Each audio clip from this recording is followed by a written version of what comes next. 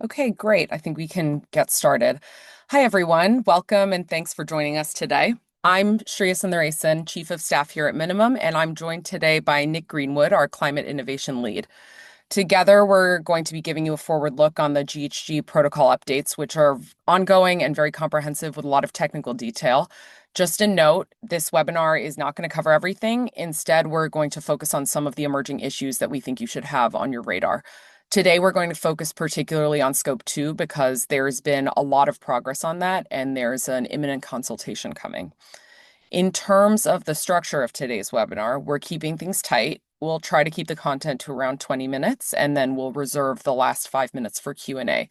So please feel free to drop your questions in the chat as we go. We'll try to get to as many as we can, and we'll follow up on anything we miss. And as always, we'll share a recording of this webinar and a copy of the slides afterwards. Before we dive in, a quick word on who we are. At Minimum, we empower large enterprises to manage their carbon and environmental data without compromise. Our platform integrates with your existing systems to map, ingest, and audit emissions data across your entire organization and beyond. By delivering accurate and granular insights, we enable confident reporting and support your long-term decarbonization efforts. Today's webinar is part of our ongoing mission to equip sustainability leaders like you with the tools, knowledge, and confidence to make better decisions, starting with one of the most important frameworks in our field, the GHG Protocol. So let's get started. Nick, could you start off by explaining what's covered in the GHG Protocol revision and where we are right now with the process? Sure. Thanks very much, Sharia. Good morning or good afternoon, depending on where you're joining us from today. The GHG Protocol is revising its corporate suite of standards and guidance. Now, these are the standards that over 90% of listed companies are using to report their corporate level emissions.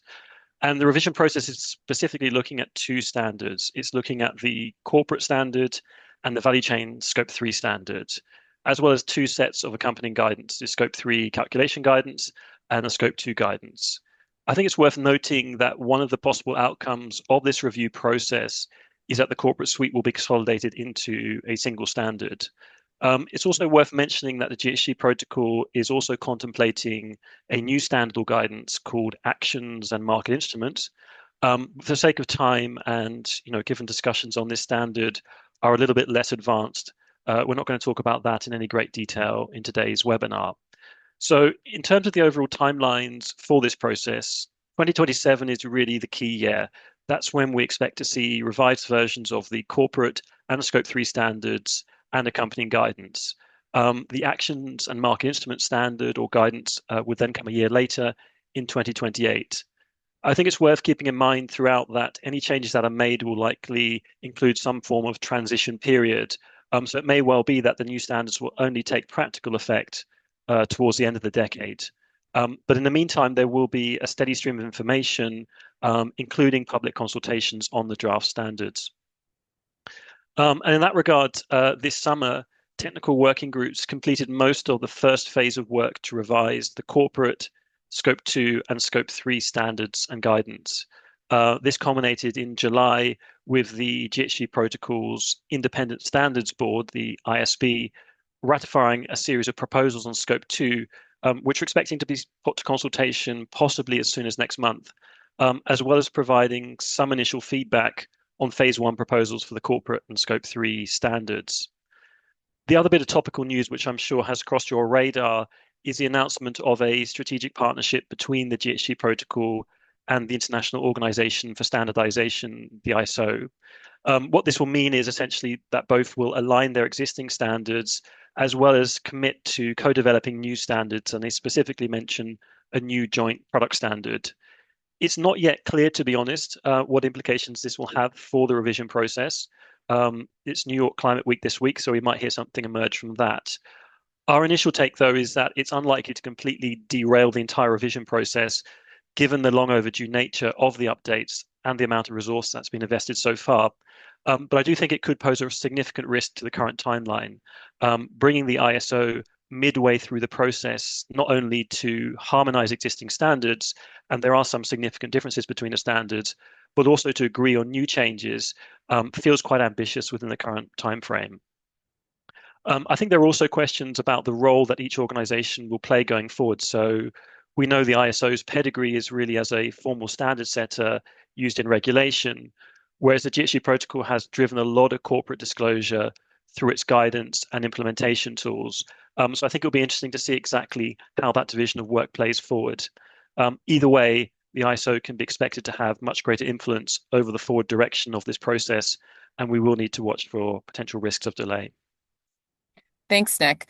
We touched on this in the last webinar, but what do you think are some of the key themes and issues that the GHG protocol will have front of mind during this revision process?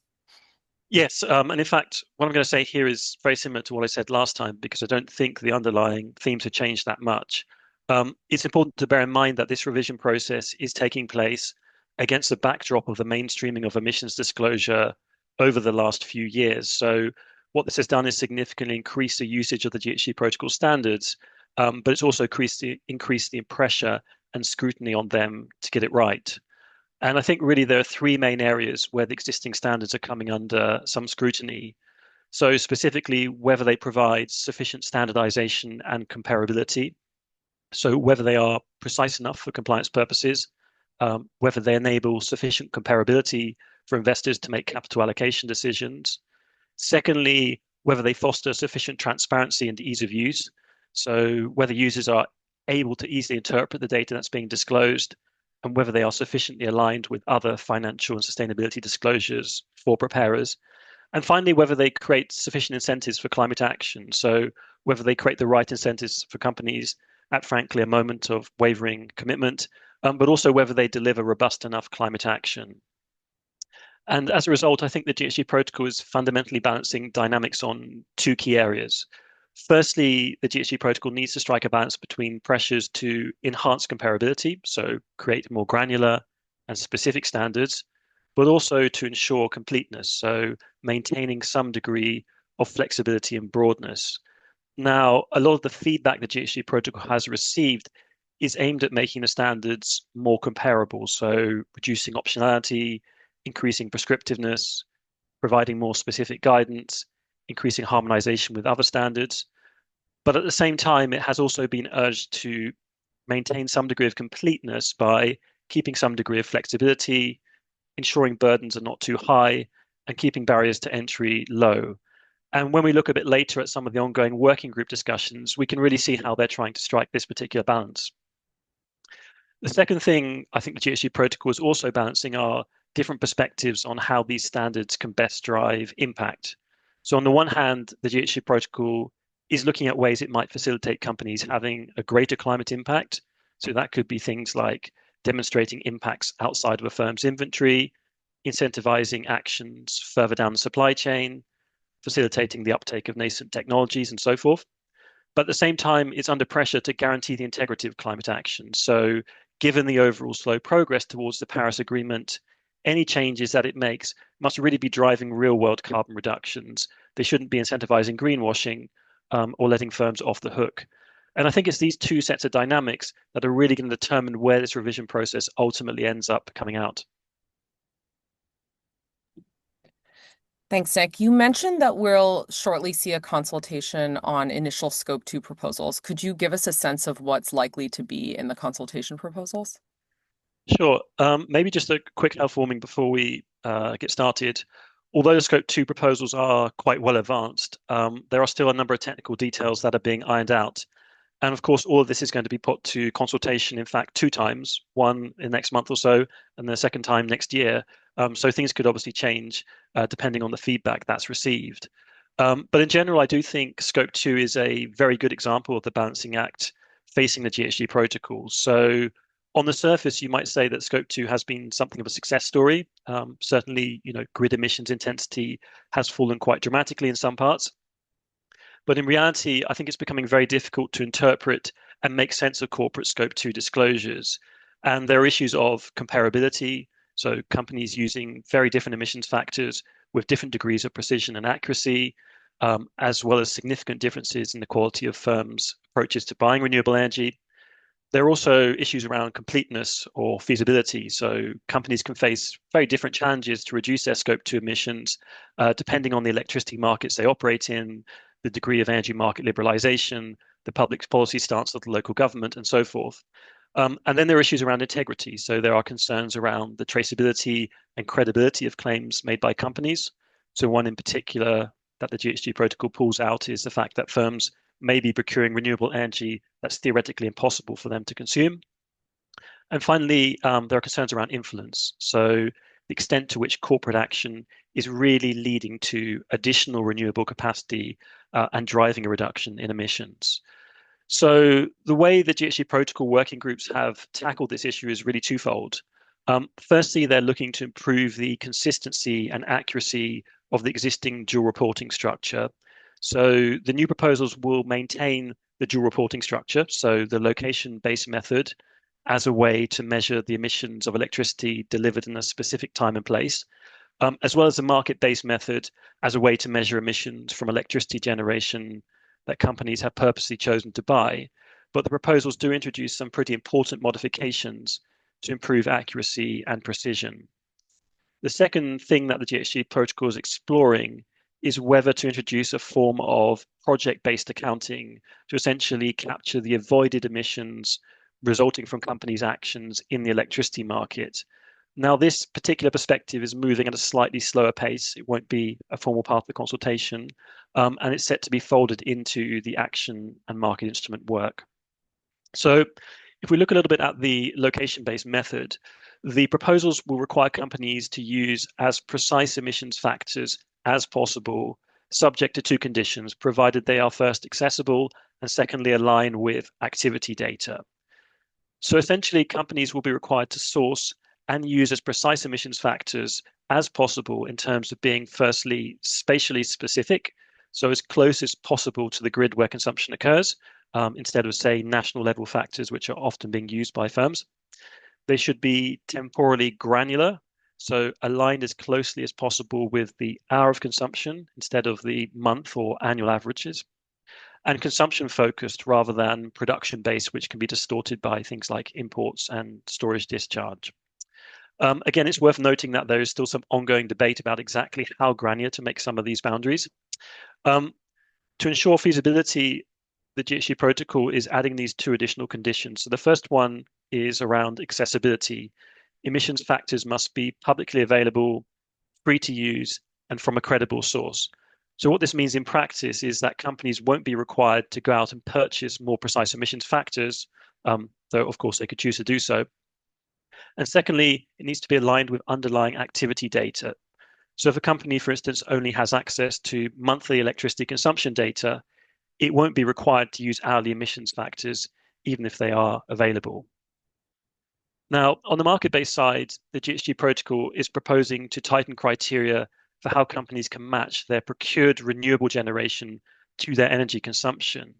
So under new rules, firms will need to exclude any renewable generation that's come from shared or publicly funded sources, for which they will essentially be entitled a fair share allocation. And then for any voluntary procurement, companies must be able to demonstrate that they have exclusive financial and contractual ownership over the generation source. So we might be talking about here, renewable energy credits or RECs or guarantees of origin obtained either via PPAs or on the spot market or as part of a bundle. Now, the new criteria being proposed would require companies to ensure that the renewable electricity they procure is generated in the same hour as the electricity that's being consumed. And this is commonly known as hourly matching, and also within the same market boundaries where consumption takes place. And this is known as geographic matching or deliverability. Again, to support feasibility, the GHG protocol is considering certain exemptions here.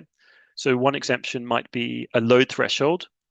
This would mean that only companies exceeding a certain level of energy consumption would be required to engage in the hourly matching component. Some of the thresholds that have been discussed in the working groups are around 10 gigawatt hours per annum per market boundary. Another possible exclusion that's being considered as an alternative would be to exclude SMEs from the hourly matching requirement. And they're also likely to allow some grandfathering, so enabling existing long-term contracts bought prior to the new rules to remain eligible. But again, the exact details of these potential exemptions are still under discussion. Wow, that's quite a bit of technical detail. I know that some of the matching proposals have caught quite a bit of attention. Could you explain a little bit more about what's being proposed and why it's controversial? Sure.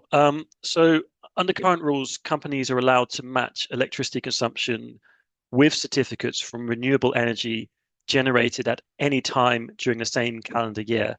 Um, so if a company matches 100% of its annual electricity consumption with procured renewable energy generated in the same year, it can claim to have zero market-based Scope 2 emissions. That's how things currently work. What the proposed rules are trying to do is improve the accuracy and precision of this matching to reflect essentially two realities.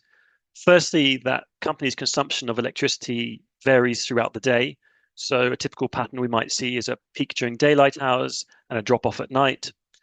And secondly, that renewable generation itself is also variable. So as we know, solar tends to peak around midday. Wind, depending on the location, can often pick up a bit at night.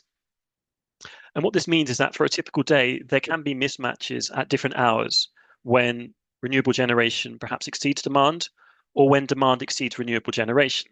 And what that means is that firms are, in those hours, still depending on the grid to meet their demand. And that might well be using fossil fuels. In reality, this isn't so much of a real world physical delivery problem at the level of individual firms because we know most firms are consuming from the grid, but it's an accounting challenge.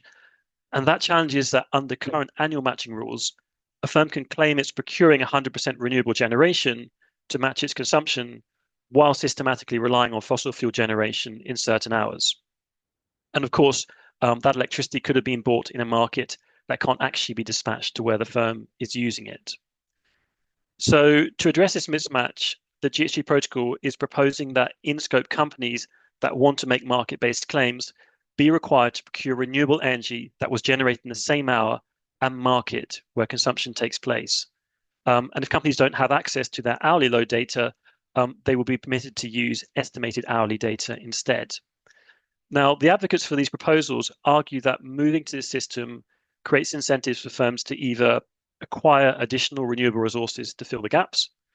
So this could potentially come at a higher cost, helping to create incentives for new renewable resources that might not currently be competitive.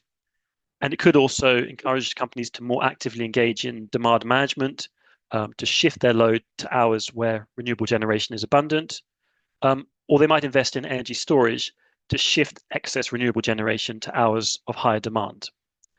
I think throughout it's worth emphasizing here that the GHG protocol isn't proposing any form of target for renewable coverage. So there's no requirement here to undertake hourly matching on a 24/7 basis. There are obviously schemes that promote that. And indeed, the decision to acquire any renewable energy is still entirely voluntary. So a company could decide to match a proportion of its electricity consumption, say 50%, in which case it will need to do hourly matching for that proportion.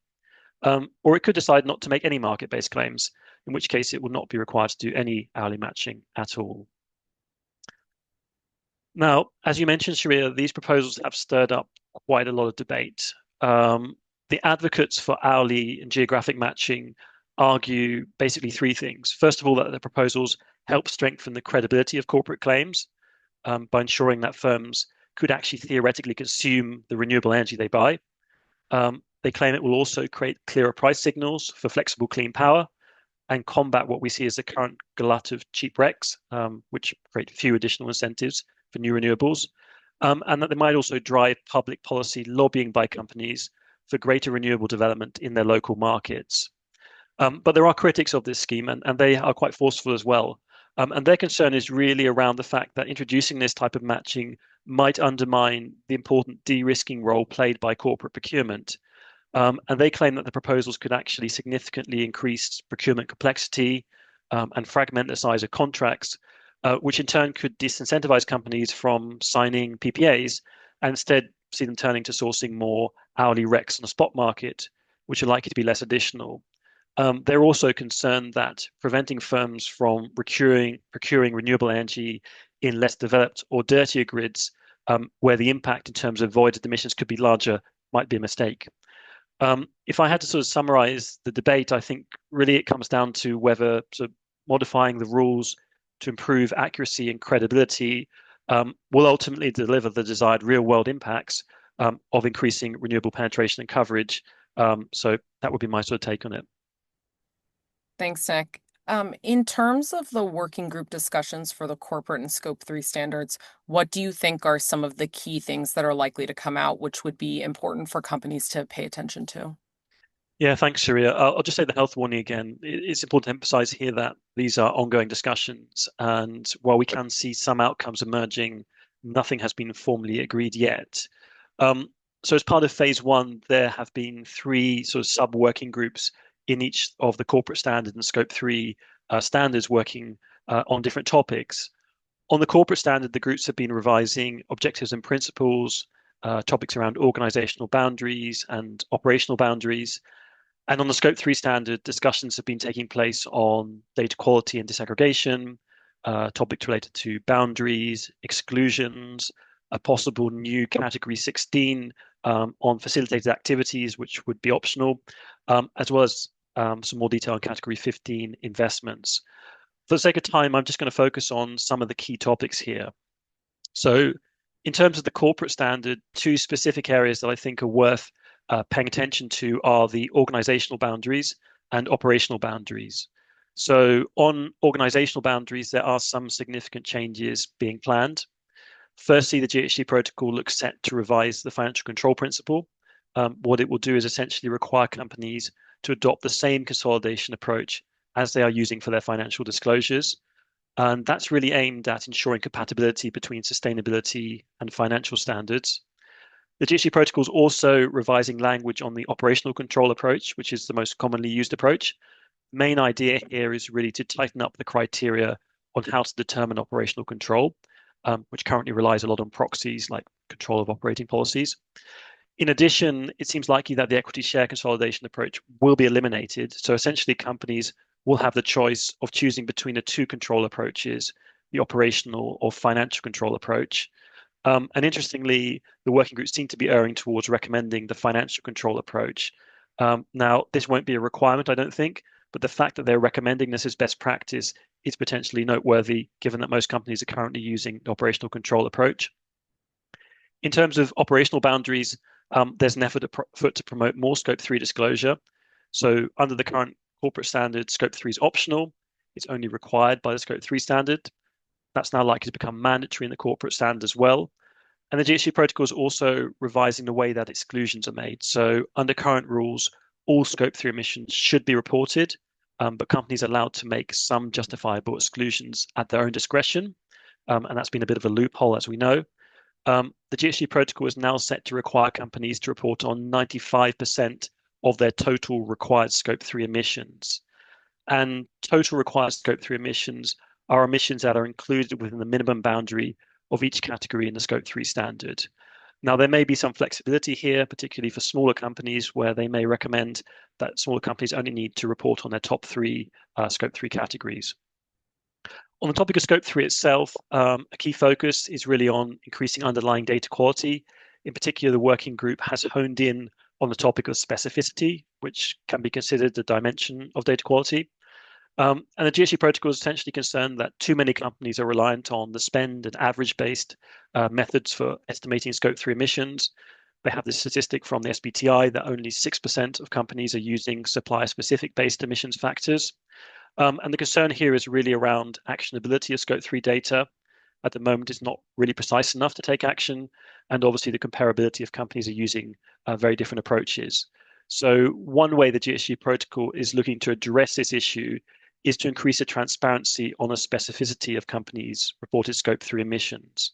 And a proposal that's being considered here is to require companies to disaggregate their Scope 3 emissions according to how specific both the underlying activity data is and the applied emissions factors to the value chain activity being calculated. So one option under discussion would be to require companies to break down each Scope 3 category into three tiers: specific, non-specific or average, and EEIO or spend, with a possible unknown category as well. Also worth noting that the GHG protocol is considering requiring large companies to perform an uncertainty assessment, but it will need to develop a methodology for that. Thanks, Nick. So we're actually coming towards the end of the webinar, but what do you think are some of the things that companies should have in mind when preparing for the revision? And do you have any advice on what they should be doing right now? Yes.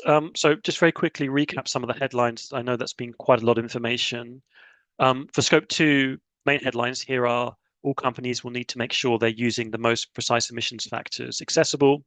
Firms that are making market-based claims may now face hourly or geographic matching requirements, subject to some exemptions. On the corporate standard, new definitions of financial and operational control, possible preference towards financial control, and Scope 3 is likely to become mandatory with less room for discretionary exclusions. And on Scope 3, there are likely to be requirements to break Scope 3 data down by specificity, as well as possible requirements to report on uncertainty for large companies. I tend to think that given Scope 2 is the Scope 2 consultation is very soon, that should be the main focus for companies, particularly those businesses that are making market-based claims and are relatively energy intensive. In this regard, my main suggestion here would be to begin understanding your exposure to the proposed Scope 2 rules. So understand which location-based emission factors you're currently using, try to get an idea of their geographic and temporal precision if there are more precise emissions factors available to you. If you are procuring renewable energy, it's worth checking if your electricity usage could meet thresholds that trigger hourly and geographic matching for market-based claims. It would be worth investigating whether you have access to hourly data or an estimated hourly load profile, and indeed whether your existing tech stack can actually support this level of granularity. And I would recommend reviewing procurement strategies for alignment with hourly and geographic matching and starting to build an understanding of what current coverage looks like. And of course, the consultation is a great opportunity to share your views and influence the direction of travel. In relation to the corporate standard and Scope 3 standard, I'd recommend a bit of a watching brief. Some of the things I would suggest to watch out for are the new definitions of control approaches and any shift in emphasis towards the financial control approach. I think it would be worth making sure you know your current Scope 3's coverage against that potential 95% requirement. It's always a good idea to document how your inventory was created, and now more than ever. So the assumptions and estimates that are underpinning it. And I would also encourage exploring whether you can disaggregate your Scope 3 data by specificity. And finally, worth keeping an eye on developments with the ISO, given the potential for delays or influence on the overall approach to date. Thanks, Nick. We actually don't have a ton of time left for questions, so I think I'll just pull out one or two. A topical question around ISO. What do you think are some of the challenges that could arise in involving ISO in the revision process? Yeah, I mean, it's a great question. I think overall we should consider this to be very positive. It means less fragmentation and more harmonization. That's always going to be a good thing for companies. I mean, I think a couple of things I would watch out for the timeframes. So, both harmonizing existing standards and aligning the approach on new standards is going to be time consuming. The GHG protocol revision process is already quite long and has already been delayed. So I think the risk of further delays is significant. I think it'll be interesting to see how the content aligns on the two. So the ISO tends to be a bit more concise and better suited to regulation. The GHG protocol tends to provide a bit more guidance and sort of technical support. So there's a potential fit there. It'll be interesting to see how they manage that. I think there is also concern around costs. So, the ISO, you have to pay for those, some of their materials. The GHG protocol has been free to date. I assume they'd want to keep it free, but that's an open question as well. And very quickly, do we have any idea of when the standards will actually take effect? It's very uncertain for now. I mean, we know a transition period is likely. That's been built into the GHG protocol's sort of governance structure. We know it's definitely been contemplated for Scope 2 to allow some time to adapt to the new proposals, but they haven't said anything specific as far as I'm aware in terms of when that will take place. But 2027 is when the standards will be due, and it'll be from then onwards the transition period. Thanks, Nick. I think that's all we have time for today. Thank you, everyone, for joining. As mentioned, we'll be sharing the recording, and we look forward to seeing you at our next webinar in October. Have a great day. Thanks.